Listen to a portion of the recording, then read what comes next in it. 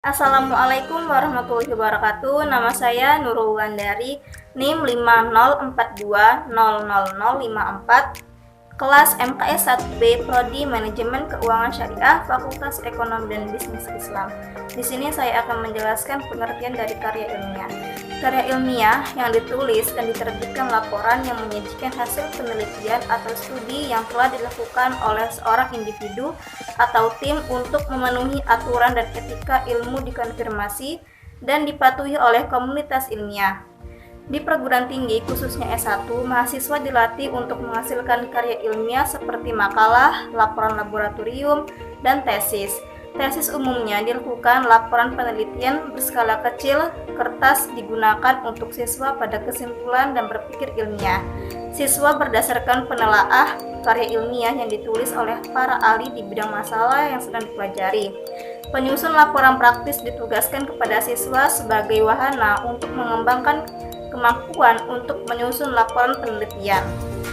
Perkenalkan, nama saya Putri Andini, NIM 504200055. Saya dari kelas MKS 1B.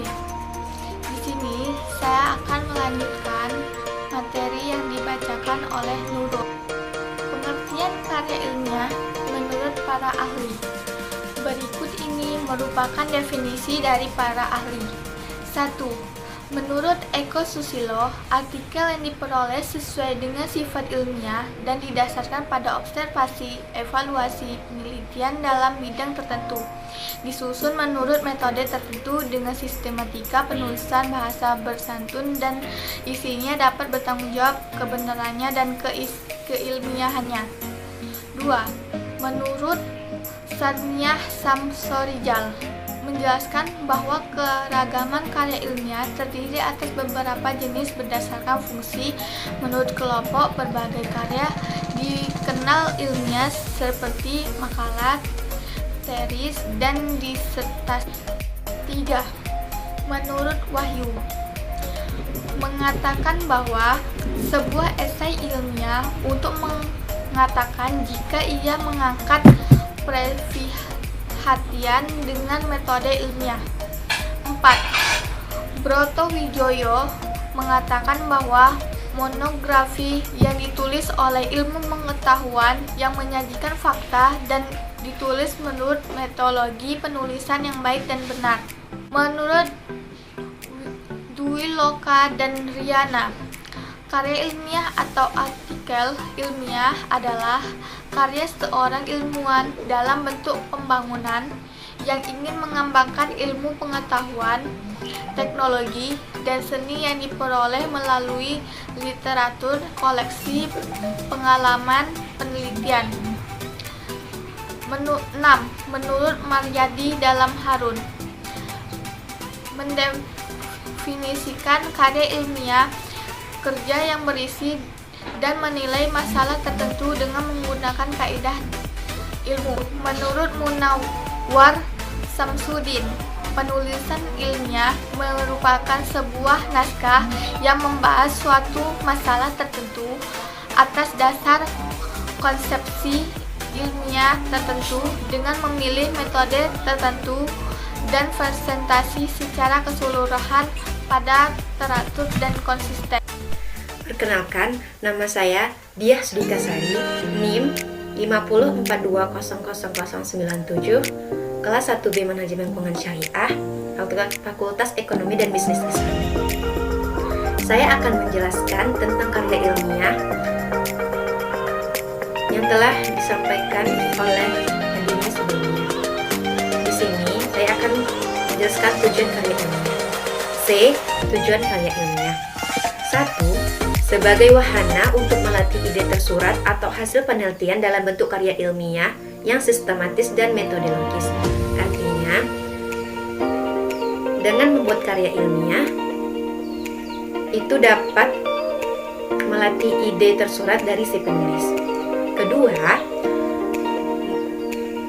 makalah ilmiah telah ditulis diharapkan menjadi wahana transformasi pengetahuan antara sekolah dan masyarakat. Artinya, secara tidak langsung saat melakukan penelitian, mahasiswa dapat memberi pengetahuan dalam pendidikan kepada masyarakat di sekitar tempat penelitian.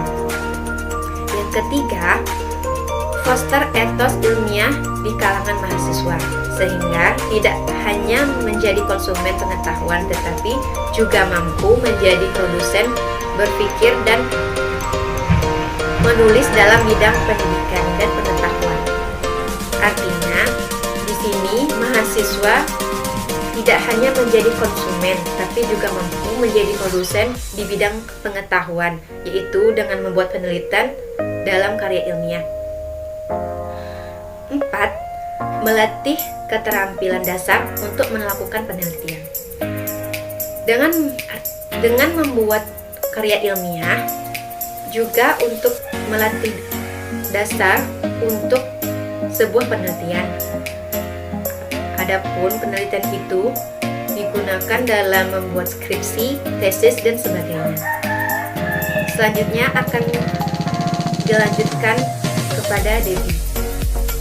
Perkenalkan, nama saya Debbie Febriani, NIM 504200056 dari kelas 1B Manajemen Keuangan Syariah. Di sini, saya akan melanjutkan penjelasan dari Dia Sudika Sari sebelumnya. D. Manfaat karya ilmiah. 1. Melatih untuk mengembangkan keterampilan membaca yang efektif. 2. Melatih untuk menggabungkan hasil bacaan dari berbagai sumber. 3. Mengenalkan dengan kegiatan kepustakaan. 4. Meningkatkan pengorganisasian fakta atau data secara jelas dan sistematis. 5. Memperoleh kepuasan intelektual. 6. Memperluas cakrawala ilmu pengetahuan. Selanjutnya akan dilanjutkan kepada Iis Ariska. Perkenalkan, nama saya Iis Ariska, NIM 504200036, kelas 1 BMKS, kelompok 3. Baiklah, di sini saya akan menjelaskan dari sebelumnya dari Debbie Febriani. E. Tentang bentuk karya ilmiah. Dalam karya ilmiah dikenal antara lain dibentuk makalah, report atau laporan ilmiah yang dibukukan dan buku ilmiah. 1. Karya ilmiah berbentuk makalah. Makalah pada umumnya disusun untuk penulisan di dalam publikasi ilmiah. Misalnya jurnal, ilmu pengetahuan proceeding untuk seminar buletin, atau majalah ilmu pengetahuan dan sebagainya. Maka ciri pokok makalah adalah singkat, hanya pokok-pokok saja dan tanpa daftar isi. 2. Karya ilmiah berbentuk report atau laporan ilmiah yang dibukukan.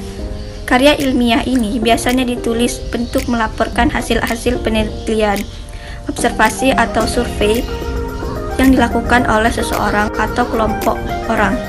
Laporan ini yang menjadi persyaratan akademis di perguruan tinggi biasanya disebut skripsi, yang biasanya dijadikan persyaratan untuk karya ilmiah.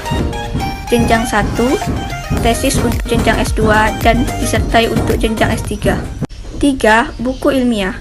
Buku ilmiah adalah karya yang tersusun dan tercetak dalam bentuk buku oleh sebuah penerbit buku umum untuk dijual di pasaran. Secara komersial, buku ilmiah dapat berisi pelajaran khusus sampai ilmu pengetahuan umum yang lain. Perkenalkan, nama saya Ratini, saya dari Prodi Manajemen Keuangan Syariah kelas 1B, NIM 504200048. Baiklah, di sini saya akan melanjutkan materi dari saudari Iis Ariska. F. Ciri-ciri karya ilmiah. 1. Struktur kajian. Struktur kajian sangat ketat, biasanya terdiri dari bagian awal, bagian inti, dan bagian penutup. Bagian awal merupakan pengantar ke bagian inti, sedangkan inti merupakan kajian gagasan pokok yang ingin disampaikan dengan terdiri dari beberapa bab. Bagian penutup merupakan kesimpulan pokok, pembahasan, serta rekomendasi penulis tentang tindak lanjut gagasan tersebut. Yang kedua, komponen dan substansi. Komponen dan substansi dalam karya ilmiah bervariasi sesuai dengan jenisnya. Namun, semua karya ilmiah mengandung pendahuluan bagian inti, penutup, dan daftar pusaka. Yang ketiga, sikap penulis. Sikap penulis dalam karya ilmiah adalah objektif yang disampaikan dengan menggunakan gaya bahasa impersonal dengan banyak menggunakan bentuk pasif tanpa menggunakan kata ganti orang pertama atau orang kedua. Yang keempat, Penggunaan bahasa. Penggunaan bahasa yang digunakan dalam karya ilmiah adalah bahasa baku yang tercermin dari pilihan kata dan kalimat-kalimat yang efektif dengan struktur yang baku. Baiklah, materi selanjutnya akan dilanjutkan oleh saudari Saryani. Perkenalkan, nama saya Saryani, NIM 504200037. Kelas 1B Manajemen Keuangan Syariah. Di sini saya ingin melanjutkan materi dari Ratini, yaitu materi selanjutnya macam-macam karya ilmiah. Macam-macam karya ilmiah ada 3, 1 skripsi, 2 tesis, 3 disertasi. Skripsi adalah sebuah karya ilmiah mahasiswa untuk melengkapi syarat mendapatkan gelar sarjana S1. Skripsi ditulis berdasarkan pendapat teori orang lain. Pendapat tersebut berdasarkan fakta dan data yang objektif, baik melakukan penelitian secara langsung, observasi lapangan, penelitian di laboratorium, maupun studi perpustakaan. Kedua, tesis. Tesis adalah jenis karya tulis yang hasil sistematis atau masalah. Tesis juga memiliki 3 metode: 1. Pengumpulan, 2. Penelitian, 3. Pengolahan data. 3. Disertasi. Disertasi adalah karya tulis ilmiah akhir bagi seorang mahasiswa untuk melengkapi program S3 Ilmu Pendidikan. Disertasi merupakan suatu kemampuan dalam melakukan penelitian yang berhubungan dengan hal-hal baru dalam salah satu disiplin ilmu pendidikan. Demikianlah presentasi kami dari kelompok 3. Saya mewakili seluruh anggota kelompok mengucapkan wassalamualaikum warahmatullahi wabarakatuh.